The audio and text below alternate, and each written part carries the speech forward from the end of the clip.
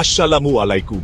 আজকের ভিডিওতে আমি আপনাদের দেখাবো কিভাবে খুব সহজে এবং সাশ্রয়ী মূল্যে একটি সাধারণ হুইল চেয়ারকে ইলেকট্রিক বা মোটর চালিত হুইল চেয়ারে রূপান্তর করা যায়।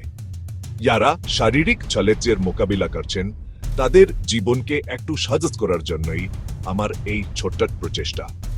আমাদের আয়া প্রয়োজন দুটি high torque DC motor, rechargeable lithium battery pack, একটি জয়স্টিক কন্ট্রোলার, কিছু কাস্টম ড্রাইভ বেল্ট বা চেইন।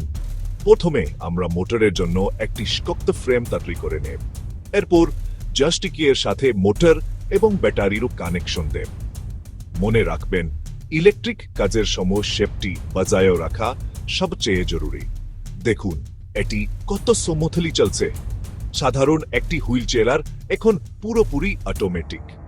ভিডিওটি ভালো লাগলে লাইক দিন এবং আপনার মূল্যবান মতামত কমেন্টে জানান। পরবর্তী ভিডিওতে আমি দেখাবো এটি কতক্ষণ চার্জ থাকে। ধন্যবাদ সবাইকে।